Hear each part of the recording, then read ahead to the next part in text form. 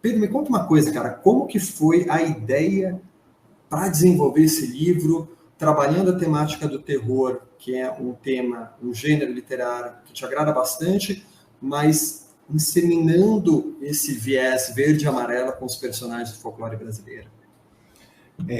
Oi, boa noite, Thiago. Boa noite, pessoal. Primeiro eu queria agradecer por estar aqui, né? Participar aqui desse canal de vocês. Queria agradecer pela oportunidade.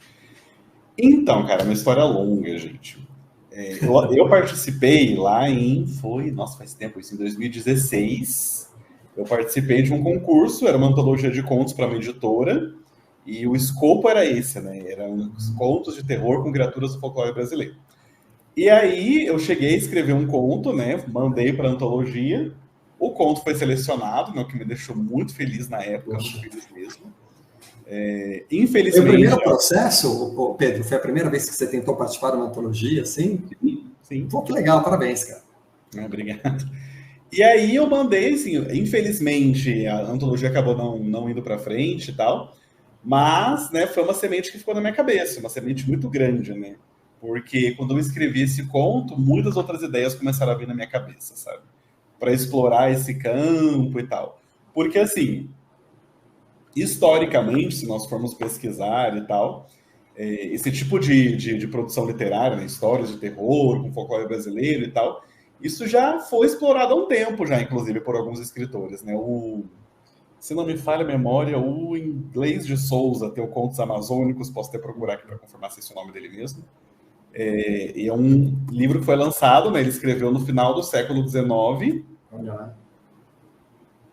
Inglês de Souza mesmo, acabei de ver aqui, no Google. E aí, foi lançado no século XIX, só que isso sempre foi uma coisa extremamente underground aqui no Brasil, né?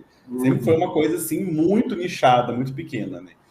O que a gente vê no mainstream ou na cultura hegemônica e tal, é essa abordagem do folclore brasileiro, né, bastante infantilizada, vendo como uma coisa super fofinha e tal, que a gente sabe que começou principalmente através do Monteiro Lobato, né?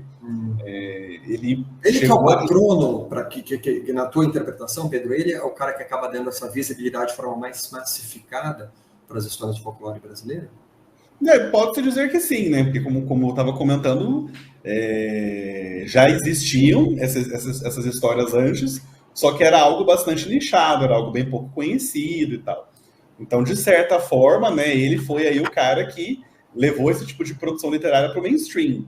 E o que ele chegou a dizer, né, quando ele começou a escrever ali o Sítio do Pica-Pau Amarelo e tal, ali nos anos 20, se não me falha a memória, nos 10, anos 20, por aí, que assim, aqui no Brasil, na época, né, mesmo os autores brasileiros, quando eles iam escrever histórias infantis, também eram histórias que tinham ali faunos, centauros, essa coisa toda, né? E aí ele quis escrever uma história infantil que explorasse a brasilidade de uma certa forma, né? Só que isso acabou, como eu falei, incutindo na cultura popular essa visão infantilizada do folclore brasileiro, né? Essa coisa de, a mula sem cabeça, tão bonitinha e tal. E mesma coisa, sei lá, Saci, Curupira, como eles são fofinhos e tal, sendo que a coisa não é bem assim, né? A própria Cuca, né? É uma bruxa e ela é tão engraçadinha e tal. E com o passar do tempo, até outros autores chegaram a explorar isso, né? Essa visão infantilizada. O Maurício de Souza, o Ziraldo e tal, que Ziraldo, inclusive, que faleceu recentemente, né? E quando eu falo isso, né, é importante, eu gostaria de pontuar, é importante que eu não estou querendo diminuir esses autores, né?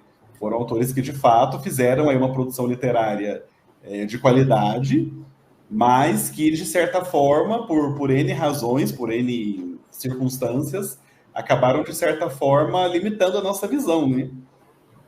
Então, quando a gente pensa nessas criaturas e coloca todas elas em histórias de terror, isso sair um pouco da caixa, sabe? Sair um pouco daquilo que a gente está acostumado a ver.